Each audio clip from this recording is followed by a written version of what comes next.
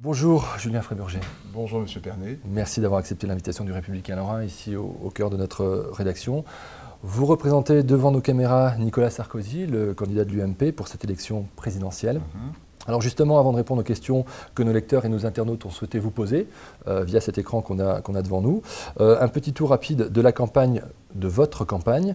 La liste des ralliements à François Hollande ne cesse de s'allonger depuis quelques jours, quelques heures. L'ex-commissaire aux solidarités actives Martin Hirsch, Jean-Pierre Jouyet, ex-secrétaire d'État aux affaires européennes, l'ex-ministre de la Culture Jean-Jacques Aillagon, j'aurais pu citer aussi Fadela Amara ou Azouz Begag.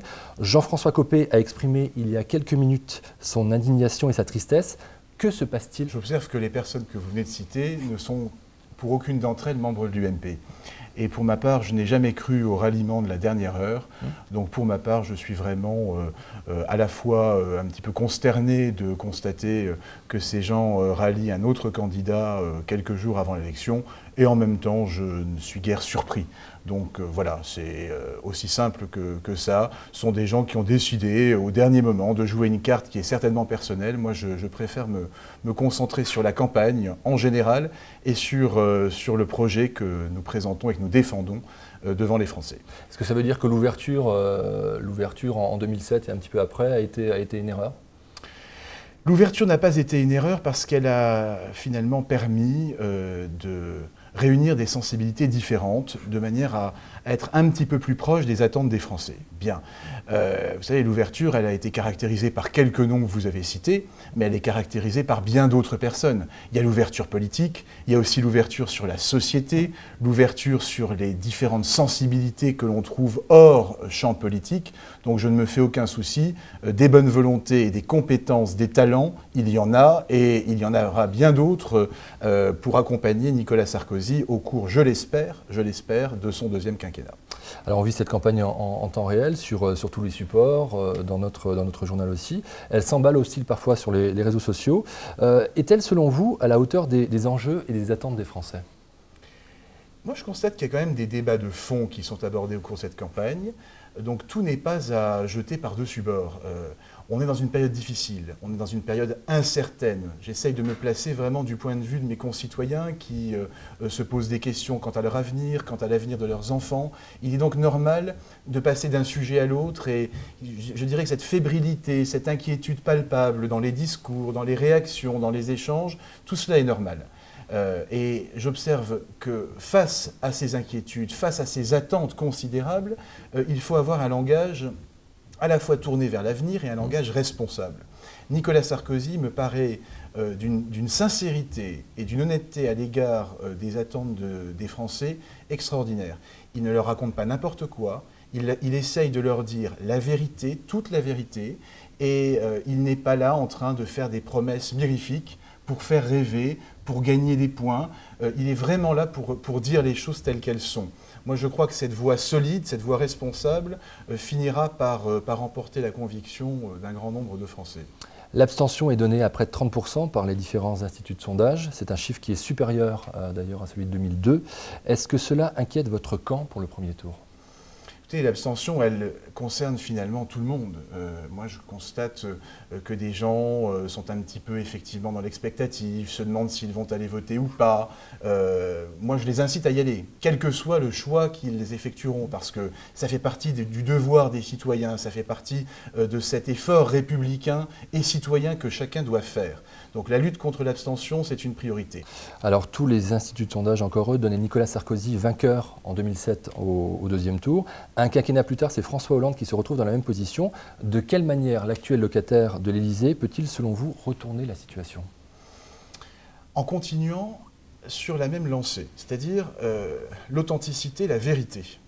François Hollande, en plus d'avoir un discours assez creux, en plus de ne faire aucune réelle proposition, et quand je dis réelle proposition, je parle de proposition sérieuse, eh bien, surfe un petit peu sur la vague, et moins il en dit, mieux il se porte. Enfin, du moins, c'est l'état d'esprit qui semble, à mes yeux, prédominer chez lui. Vous savez, les sondages, ça va, ça vient. Il faut en tenir compte en les observant, mais ne pas en faire une religion, et continuer sur notre lancée à travailler sérieusement. Alors on commence notre séquence avec nos lecteurs par cette question signée Jean-Pierre sur les retraites. À tous les candidats, en fait, j'aimerais poser la question suivante, c'est jusqu'à quel âge pensez-vous repousser les limites de la retraite? Je constate que monsieur Gousse pose une bonne question qui forcément interpelle beaucoup de gens. Cette réforme des retraites, elle a été en grande partie réalisée par le gouvernement de François Fillon sous l'autorité de Nicolas Sarkozy. C'est exactement ce que je vous disais au début.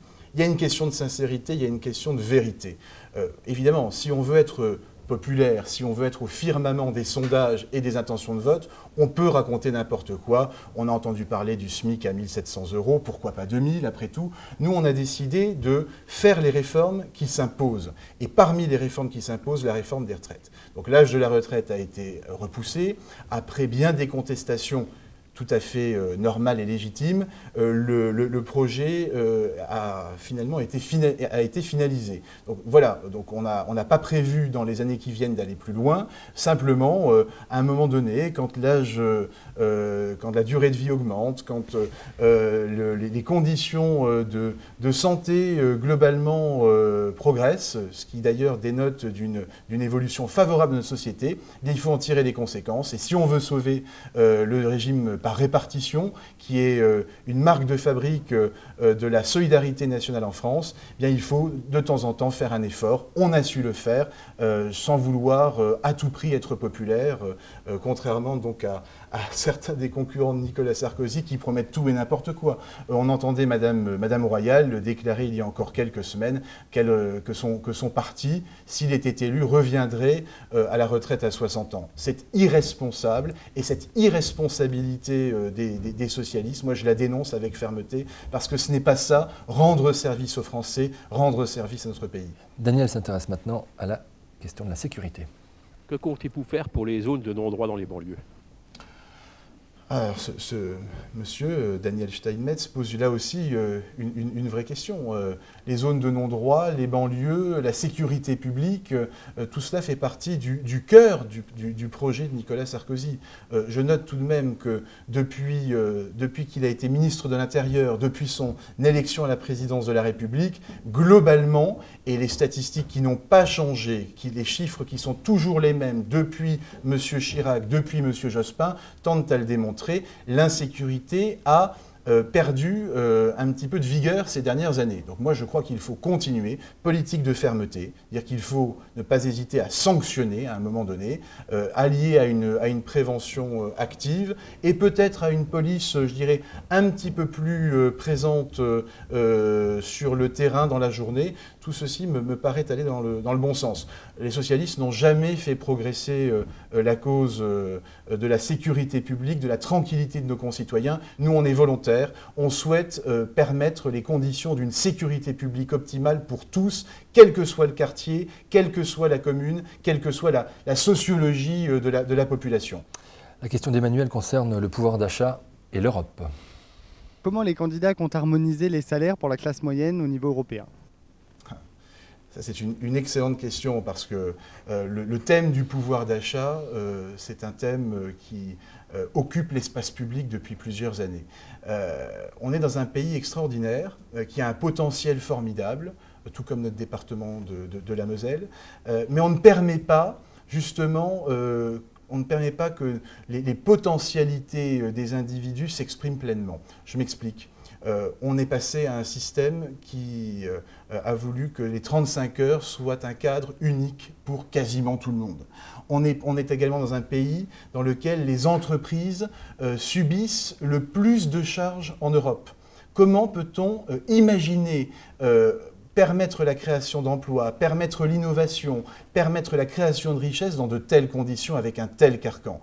On le doit, à mon avis, en grande partie à l'héritage des années précédentes. Alors on a commencé à libéraliser le système dans le bon sens du terme libéraliser, en permettant les heures supplémentaires, en les défiscalisant. Je crois qu'il faut poursuivre le mouvement. C'est d'ailleurs l'une des propositions phares du projet que nous défendons, baisse des charges salariales pour les entreprises en contrepartie d'une augmentation de salaire. Et je vise là, en parlant de salaire, les salaires évidemment modestes et moyens qui constituent finalement l'essentiel des revenus dans la population active.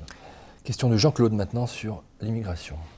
Comment les candidats à la présidence pense maîtriser le problème de l'immigration. Je crois qu'en matière d'immigration, pour répondre à M. Boulet, il faut être, là aussi, honnête, clair et précis. Souvenons-nous des années Jospin, où l'on disait, voilà, il y a des sans-papiers, on ne va pas procéder à une régularisation massive, mais on ne souhaitait pas à ce moment-là maîtriser la situation. C'était vraiment la technique du pas vu, pas pris.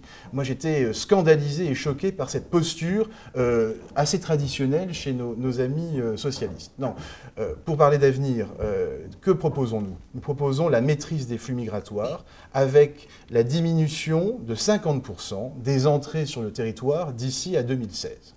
Je crois qu'il faut se rendre à l'évidence. Nous vivons des difficultés, nous vivons un contexte ô combien douloureux pour de nombreux foyers. On ne peut pas accueillir tout le monde. Et vous savez, hein, en étant tout simplement humaniste, accueillir des malheureux pour rendre les gens sur place encore plus malheureux, ce n'est vraiment pas la solution. Donc je crois qu'une maîtrise de l'immigration, avec un choix aussi correspondant aux attentes du pays, ça me paraît être la bonne solution. Pourquoi d'ailleurs la France serait le seul pays à ne pas opter pour une telle ligne politique? Hélène, maintenant, est le thème de la santé pour finir. J'aimerais bien demander aux hommes politiques ce qu'ils comptent faire pour les gens qui bénéficient de la CMU et pour le remboursement des médicaments, car je constate que de moins en moins de gens ont accès à la santé et aux soins. Ça, c'est une vraie question qui se pose, je dirais, pour l'ensemble de la population. Alors après, que répondre? Qu'il y a effectivement des efforts qui ont été nécessités par la situation des comptes de la sécurité sociale. Je note d'ailleurs que cette majorité a eu le courage de créer un fichier national des fraudes.